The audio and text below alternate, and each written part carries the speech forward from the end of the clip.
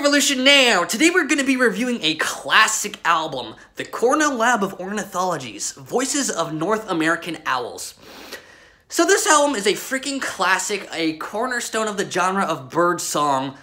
Pretty darn ambitious, covers a wide scope. This is a double album, the first CD being an hour long, second CD being about 45 minutes long, so that is a lot of music, almost 200 tracks worth of, pretty much every single freaking type of owl you could possibly find in North America, from the barn owl to the screech owl to the pygmy owl to the elf owl to the snowy owl to the striped long-eared, short-eared, male, female. They have every single freaking owl you can possibly find in North America. It's very ambitious. That's why it went down as a classic. The Cornell Lab of Ornithology's final album and their greatest album.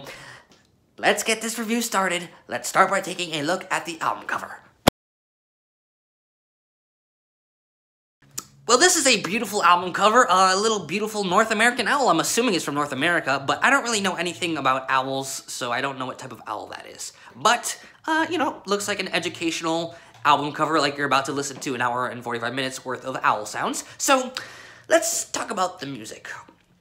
So the album opens with barn owls.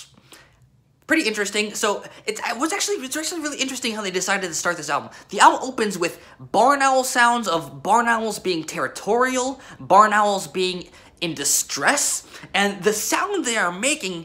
This is how the album all opens. It opens with this barn owl making these sounds of struggle and being distressed, and it's actually very abrasive, very inaccessible, very challenging. And I think it's interesting that the Cornell Lab of Ornithology decided to open this massive album with some of the most inaccessible material on this album. Pretty bold choice. Lots of artists like to start their album with the more accessible songs to kind of get you into it and then maybe experiment later on. No. Cornell Lab starts with the most inaccessible, harshest parts.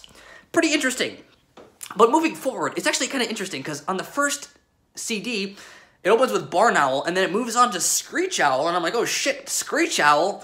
Turns out the screech owl is a lot more gentle sounding than the barn owl. They should have named the barn owl the screech owl, because that bird sounds horrifying, and the screech owl the barn owl, or something gentle. I don't know. Anyways, pretty cool stuff. I didn't realize it was possible for birds to make so many sounds. Like, you get to hear birds kind of do everything here, from like eating and fucking and looking for someone to mate with and screaming because you're scared. It just I don't really know why there are so many different sounds, and there's so many different types of owls.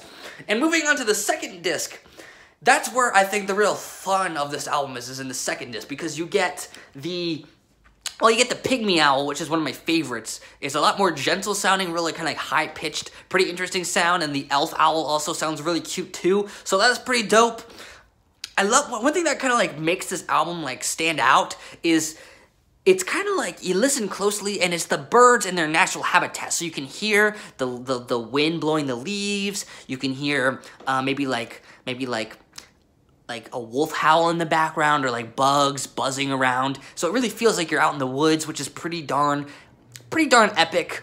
And ultimately, this album comes together in an experience that is like no other. It's part ambience, it's part noise. It's just out of this freaking world. It makes you feel connected to the rest of the universe. It is epic and amazing! So for that reason, I'm giving this classic album. I love the second album. The second disc is my favorite. It's a little inconsistent. Some owls are more talented and more versatile than others, but there's so many sounds, and it's amazing. So I'm giving this a 9.5 out of 10. Thank you for watching. Go check it out. It's a classic. 2006 Punk Revolution now.